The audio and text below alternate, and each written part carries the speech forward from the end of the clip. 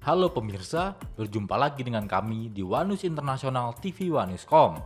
Berita One News International hari ini bakal membahas soal bom luncur mematikan UMPB 5. Rusia sebenarnya masih dalam tahap uji coba. Namun, Moskow nekat menggunakannya untuk membombardir Ukraina, menjadikan Kiev sebagai kelinci percobaan bagi senjata baru Rusia. Informasi lainnya adalah kapal serbu amfibi tipe 075 keempat milik Angkatan Laut Tentara Pembebasan Rakyat atau PLA Tiongkok, Hubei, melakukan debut resminya. Peluncuran itu bertepatan dengan peringatan 98 tahun berdirinya PLA yang diperingati setiap tanggal 1 Agustus.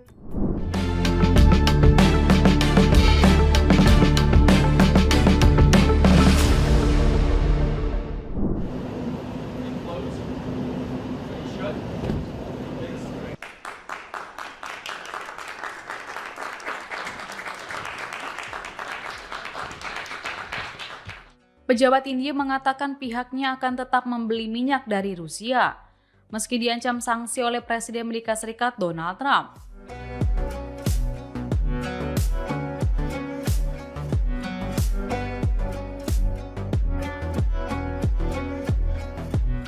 Dikutip dari Reuters, Gedung Putih Kementerian Luar Negeri India dan Kementerian Minyak dan Gas Alam India tidak segera menanggapi permintaan komentar.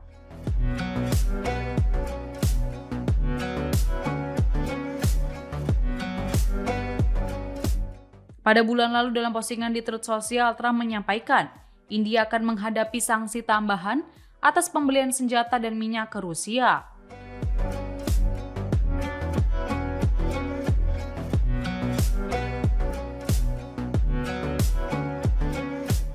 Pasalnya, Trump mulai kesal dengan Presiden Rusia Vladimir Putin karena gagal menyetujui gencatan senjata di Ukraina.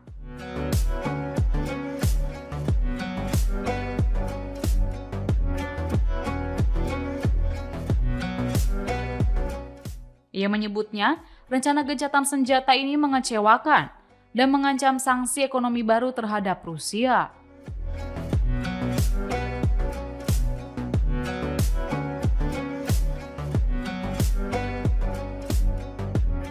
Trump kemudian mengatakan bahwa ia tidak peduli apa yang dilakukan India dengan Rusia.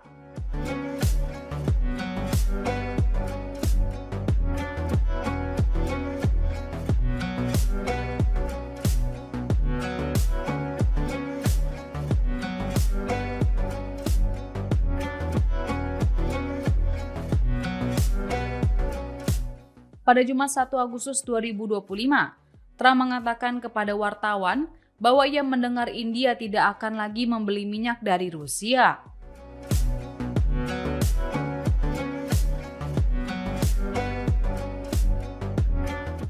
Berdasarkan laporan New York Times, dua pejabat senior India mengatakan tidak ada perubahan kebijakan.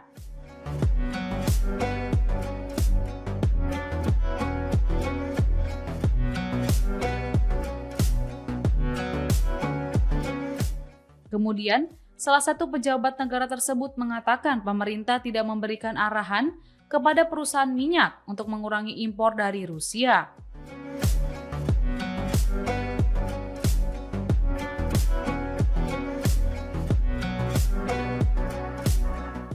Reuters sebelumnya melaporkan bahwa perusahaan pengolah minyak negara India menghentikan pembelian minyak Rusia karena diskon menyempit pada Juli.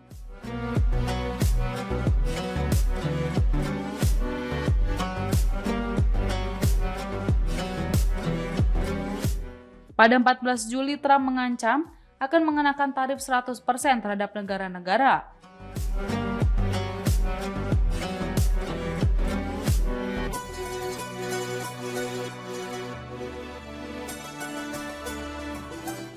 Yang membeli minyak Rusia kecuali Moskow mencapai kesepakatan damai besar dengan Ukraina.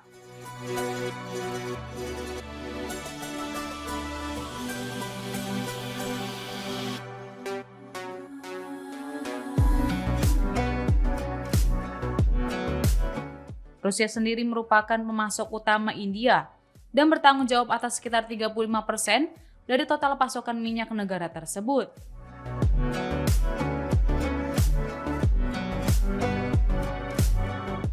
Lalu India berada di posisi ketiga sebagai importir minyak terbesar di dunia, setelah Amerika Serikat dan Cina.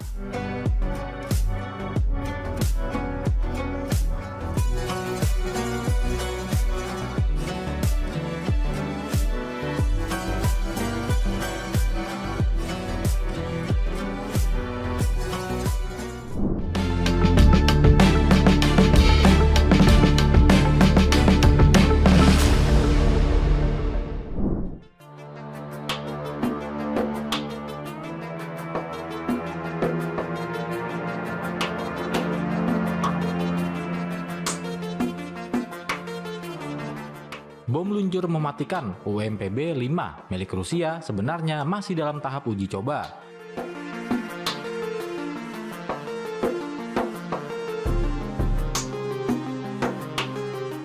Namun Rusia nekat menggunakannya untuk membombardir Ukraina, menjadikan Kiev sebagai kelinci percobaan bagi senjata baru Rusia.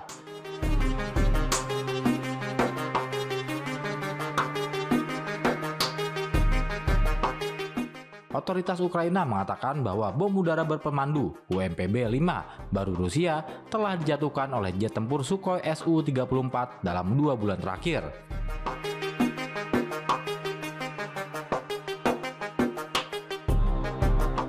Analisis yang dibagikan kepada Newsweek, sebuah lembaga think tank di Washington DC, mengatakan bahwa bom luncur tersebut merupakan bagian dari upaya Rusia yang semakin gencar untuk mengembangkan amunisi berpemandu jarak jauh yang murah.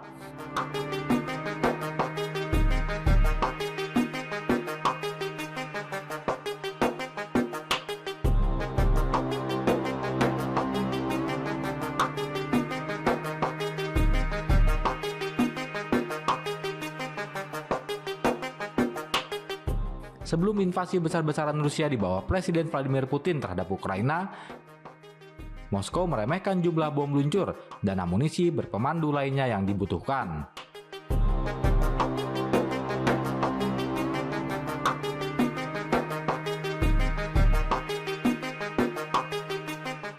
Bom luncur Rusia sebelum perang relatif mahal sehingga jarang digunakan.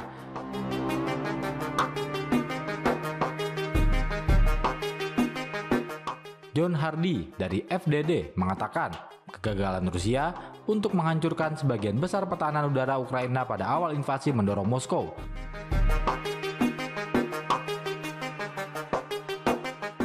untuk segera mengembangkan bom luncur murah dengan jangkauan standoff yang akan memungkinkan angkatan udaranya memainkan peran yang besar.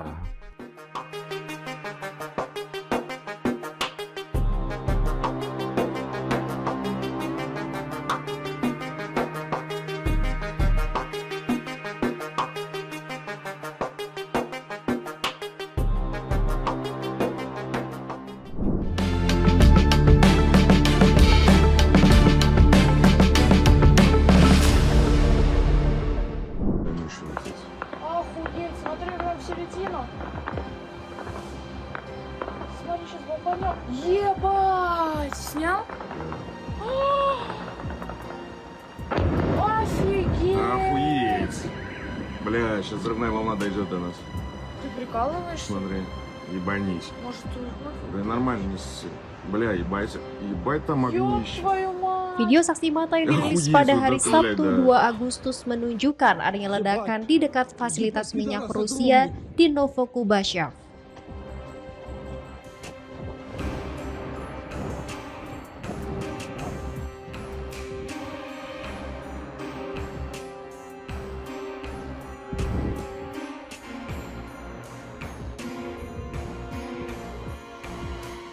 Reuters berhasil mengonfirmasi lokasi video tersebut sebagai Novokubashev dengan mencocokkan bangunan tata letak jalan dan pepohonan dalam video dengan data arsip serta citra satelit di wilayah tersebut.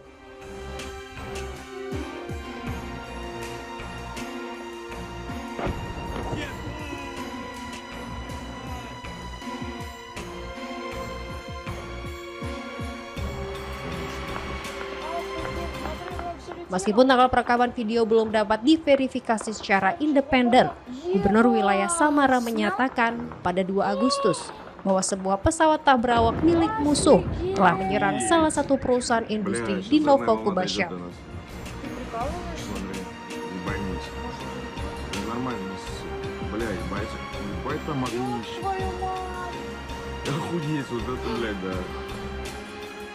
Ебать! Ебать, пидорас огромный!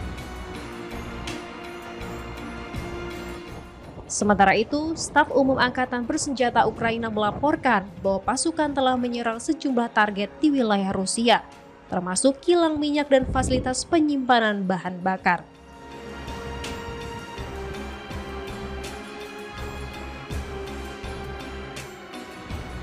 Конечно, это очень.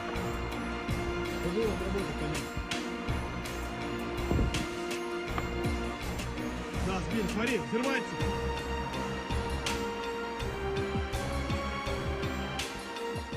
Pada hari yang sama, Dinas Keamanan Ukraina menyatakan bahwa pesawat tak berawak milik mereka telah menyerang pangkalan penyimpanan dan peluncuran drone di Krasnodar Krai, Rusia Barat Daya, serta sebuah pabrik elektronik di kota Penza, Rusia bagian barat.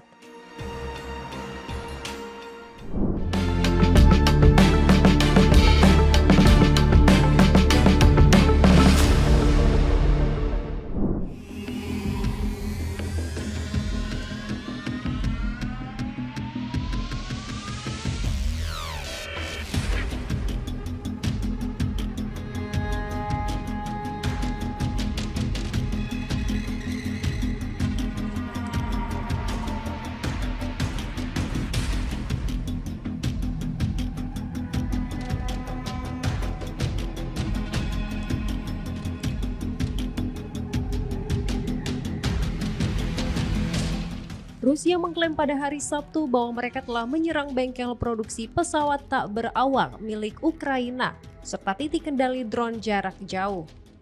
Sementara itu, Ukraina menyatakan bahwa pasukannya telah melancarkan serangan terhadap fasilitas minyak di dalam wilayah Rusia.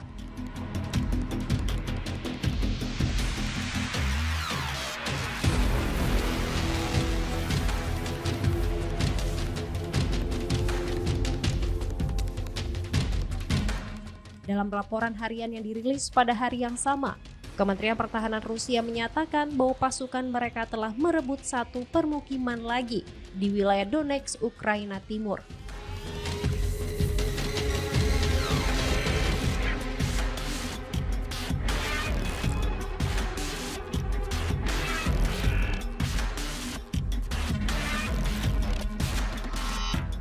Kementerian Pertahanan Rusia mengatakan Rusia juga melancarkan serangan ke arah Sami, Kharkiv, dan Donetsk dalam 24 jam terakhir.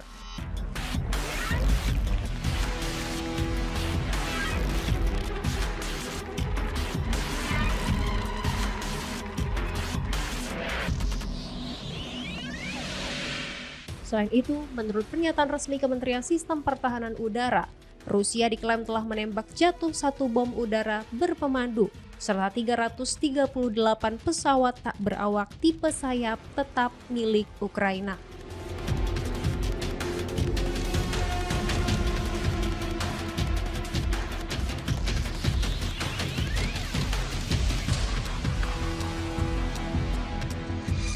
Sementara itu, Staf Umum Angkatan Bersenjata Ukraina melaporkan bahwa pasukannya telah menyerang sejumlah target di wilayah Rusia, termasuk kilang minyak dan fasilitas penyimpanan bahan bakar.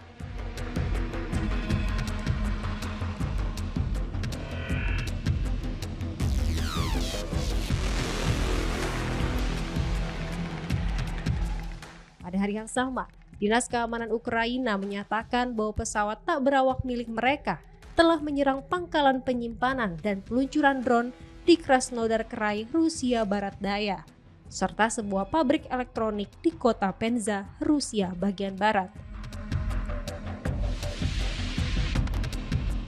Pada Sabtu sore, sirene serangan udara terdengar di seluruh wilayah Ukraina, termasuk di kota Kiev.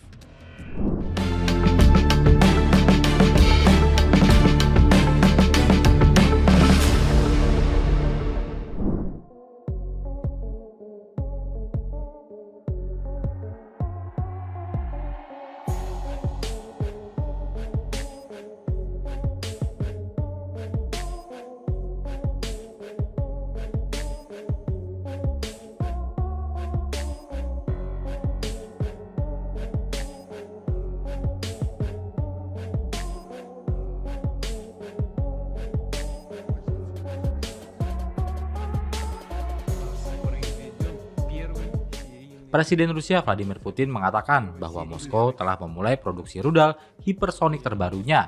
Putin menegaskan kembali rencana untuk mengerahkannya ke Belarusia akhir tahun ini.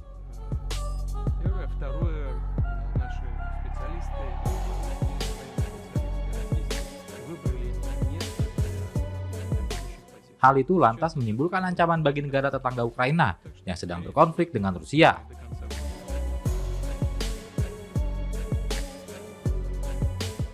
Bersama Presiden Belarusia, Alexander Lukashenko, Putin mengatakan militer telah memilih lokasi penempatan di Belarus untuk rudal itu.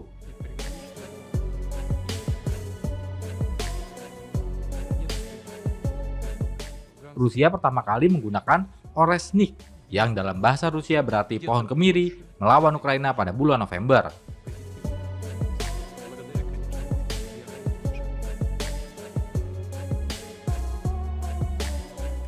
Ketika negara itu menembakkan senjata eksperimental tersebut ke sebuah pabrik di Dnipro yang memproduksi rudal ketika Ukraina masih menjadi bagian dari Uni Soviet.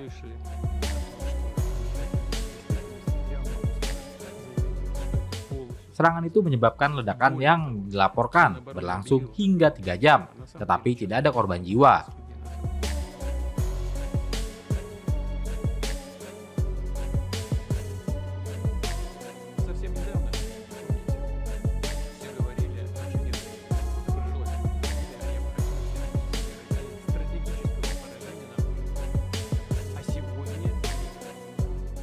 Media pemerintah Rusia memuji Oresnik setelah serangan di Dnipro dan dalam sebuah peringatan kepada Barat.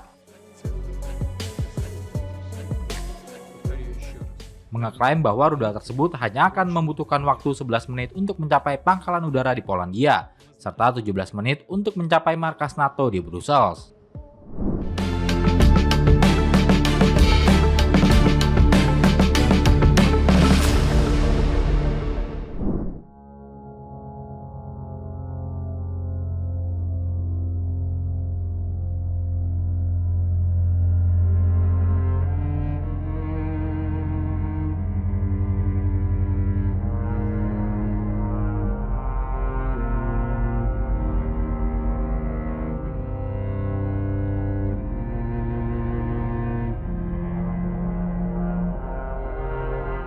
Kapal serbu amfibi tipe 075 keempat milik Angkatan Laut Tentara Pembebasan Rakyat Tiongkok, Hubei, melakukan debut resminya.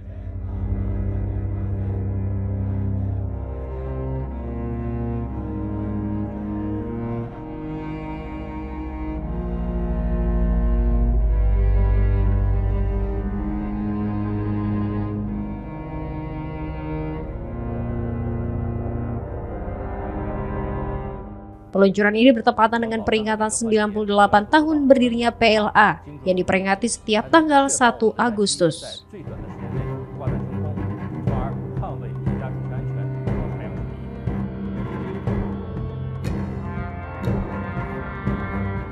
Dengan bobot maksimum yang melebihi 40.000 ton, Hubei yang bernomor lambung 34 menjadi simbol kemampuan peperangan amfibi canggih milik Cina.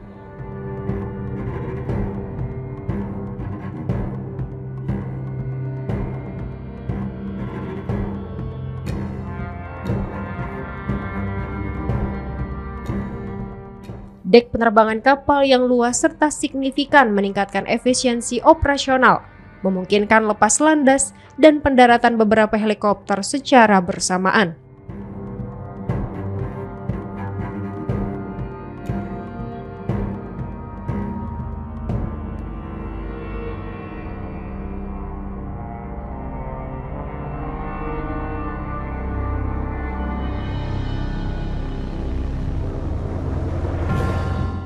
Dermaga dan kompartemen pemuatan yang dirancang dengan baik memungkinkan pengerahan beragam aset militer, termasuk kapal pendarat berbantalan udara, tank, dan kendaraan lapis baja.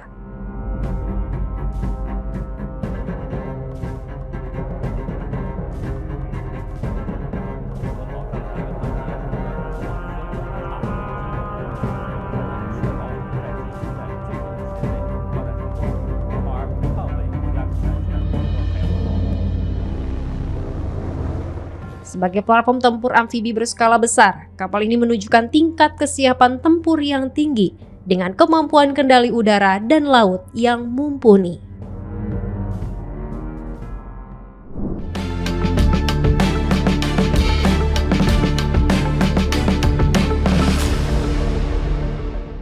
Different great things. Where is he? Come on up here, Elon. He created the first major American car company in generations, and his rocket company is the only reason we can now send American astronauts into space. Take over, Elon. Yes, Anggota senior Partai Demokrat Amerika Serikat dan para donatur mereka mungkin muncul dalam dokumen Epstein.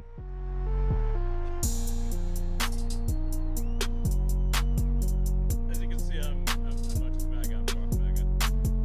Well, first of all, I want to say what an honor it is to be here. And Hal itu dikatakan oleh pemilik Tesla, Elon Musk, melalui akun sosial medianya Sabtu 2 Agustus 2025. we had one president who's the prime latest terrorist. And I'm all about this getting shot.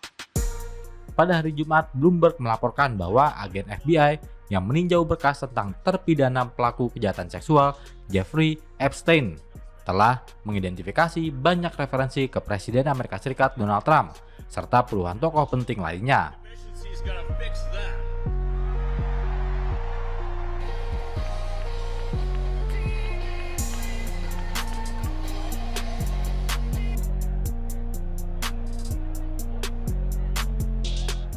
Badan tersebut menekankan bahwa kemunculan nama apapun bukanlah bukti kejahatan atau bahkan dugaan pelanggaran.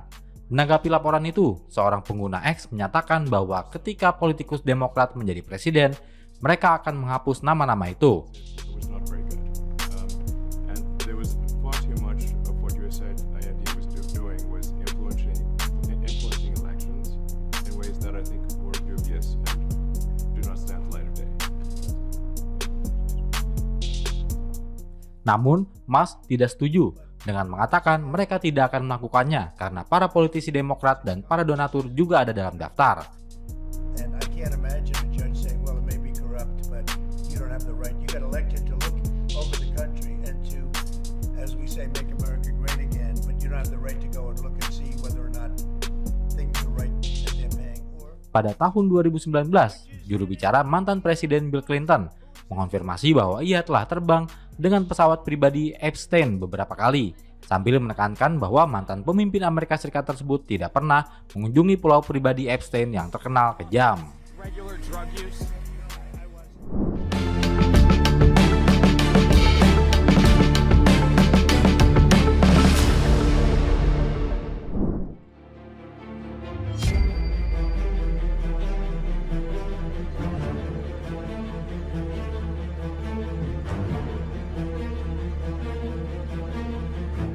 Presiden Ukraina Volodymyr Zelensky menyuruhkan kepada komunitas internasional untuk mendorong pergantian kepemimpinan di Rusia.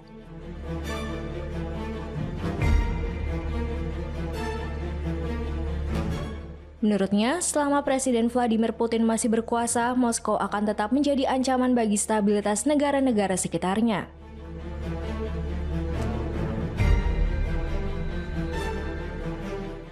Pernyataan itu disampaikan Zelensky dalam pidato virtual konferensi yang digelar di Finlandia Kamis 31 Juli untuk memperingati 50 tahun penandatanganan Helsinki Final Act.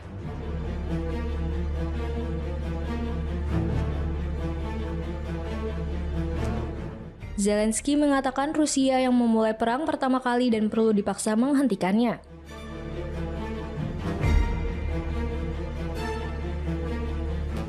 Jika dunia tidak menargetkan perubahan rezim di Moskow, maka Rusia akan terus menjadi sumber kekacauan meski perang di Ukraina berakhir.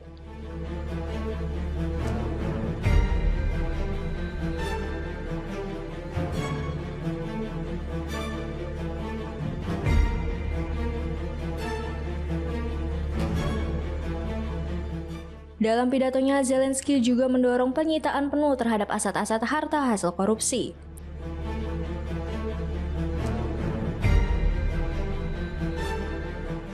Ia mengatakan aset tersebut seharusnya dimanfaatkan untuk membendung agresi Rusia, bukan hanya dibekukan tanpa tindakan lanjutan.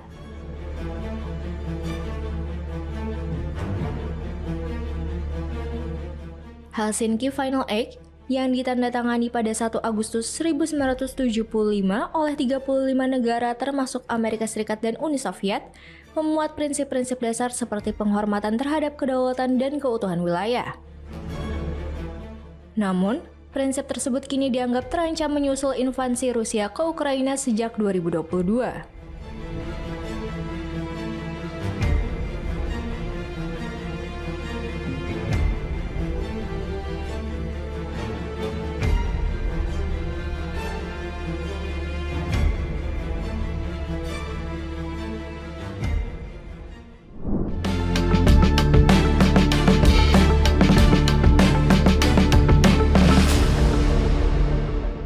Importante obliga a esta instancia a anunciar en contra del señor Álvaro Uribe Vélez un sentido del fallo de carácter condenatorio por las conductas punibles de fraude de soborno en la actuación penal, repito, en concurso homogéneo en 3 oportunidades y en concurso heterogéneo en relación con el fraude procesal a través de la manipulación de testigos, ofrecimientos indebidos y construcción de relatos falsos.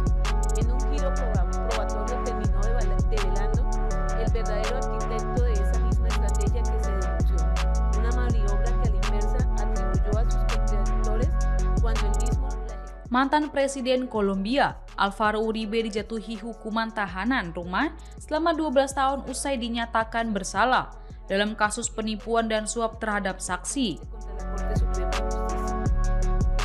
Por manera entonces que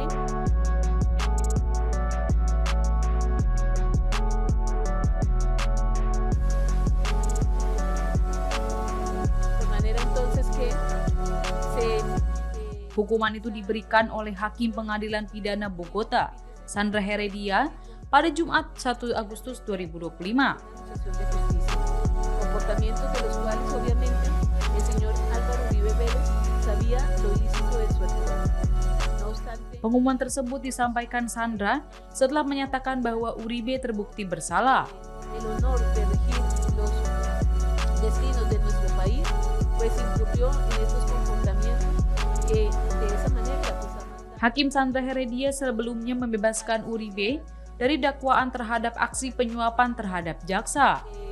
Generaciones que ven en estas conductas pues el comportamiento Namun, Alvaro Uribe mengaku tidak bersalah dan memastikan akan melakukan banding terhadap hukuman tersebut. La existencia de la conducta penal y la participación en calidad de determinador. Diketahui Alvaro Uribe yang menjabat sebagai presiden sejak tahun 2002 hingga 2010 itu menjadi presiden pertama di Kolombia yang dijerat kasus pidana di usianya yang menginjak 73 tahun.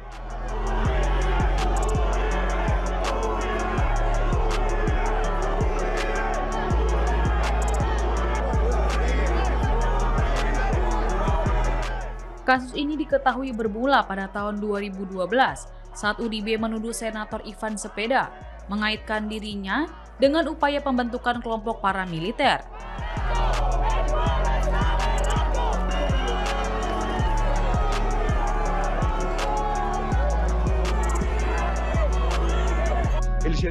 Lalu situasi berubah pada tahun 2018 ketika Mahkamah Agung Kolombia memutuskan untuk membuka penyelidikan terhadap Uribe atas dugaan manipulasi saksi. Yo, que he tenido la condición aquí de procesado, de acusado, también quiero decir que yo amo mucho a Colombia y he procurado proteger la vida de quienes... 6 tahun berjalan, kantor Kejaksaan Kolombia akhirnya secara resmi mendakwa Uribe dalam 3 kasus tindak pidana. Muchas gracias por haberme escuchado.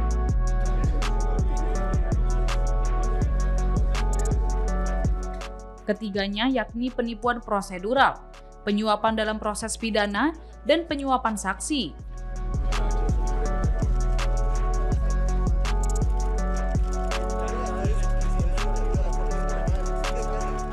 Sementara itu, Cepeda yang dahulu dituduh oleh Uribe merayakan putusan yang diberikan oleh pengadilan.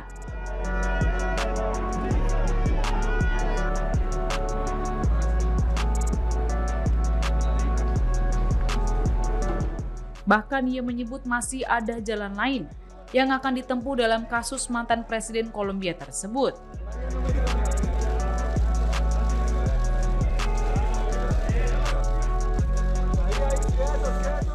Terlepas dari vonis ini, popularitas Alvaro Uribe tetap tinggi berdasarkan survei terbaru, menunjukkan ia adalah politisi paling dicintai di Kolombia. Totalmente abierto al diálogo, porque era ese el trato que recibí. Hal ini terbukti pada tahun 2019. Ribuan orang melakukan protes di Medellin dan Bogota ketika ia pertama kali didakwa dalam kasus ini.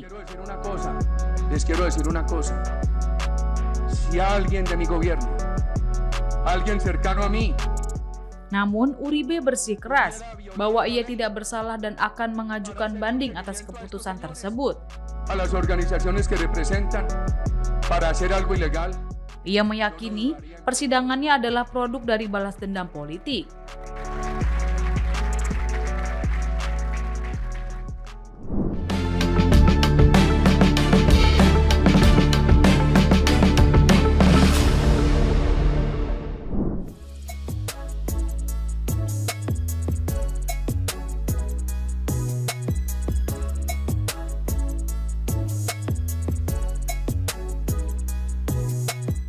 Kru internasional yang terdiri dari 4 astronot tiba di Stasiun Luar Angkasa Internasional pada Sabtu pagi 2 Agustus 2025 dengan menggunakan roket SpaceX.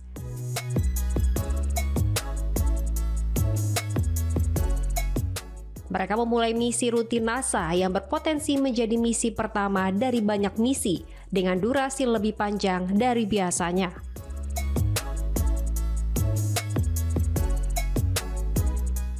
Keempat awak tersebut yaitu 2 astronot NASA, seorang kosmonot Rusia, dan seorang astronot Jepang, menaiki kapsul Dragon milik SpaceX yang diluncurkan menggunakan roket Falcon 9 dari Pusat Antariksa Kennedy NASA.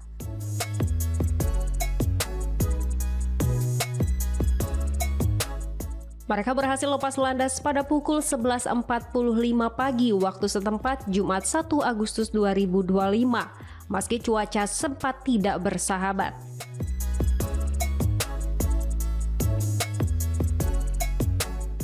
Misi ini yang dinamakan Crew 11 melibatkan astronot NASA Zena Cartman dan Michael Fink, kosmonot Rusia Oleg Platonov, serta astronot Jepang Kinya Yui.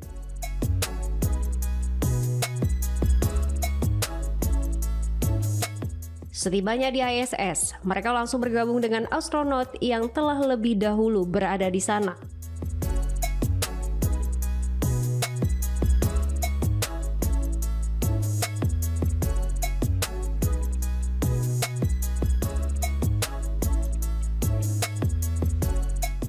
Berbeda dari misi rotasi kru sebelumnya yang biasanya berlangsung selama 6 bulan, Crew 11 diperkirakan akan menjalani misi selama 8 bulan.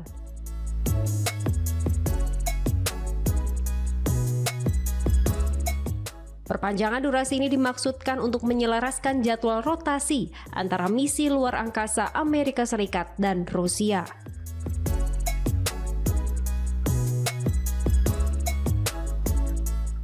Selama misi berlangsung, NASA akan memantau kondisi kapsul Dragon yang tetap berlabuh di ISS untuk memastikan kelayakannya menjalani misi 8 bulan secara penuh.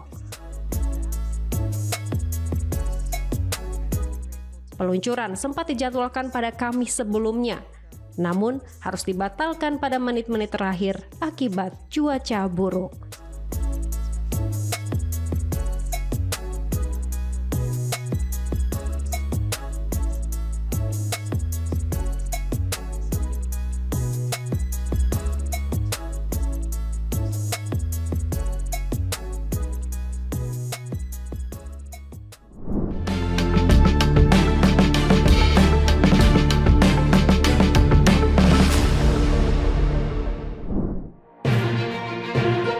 Demikian informasi yang dapat kami sampaikan pemirsa. Terima kasih telah bergabung bersama kami.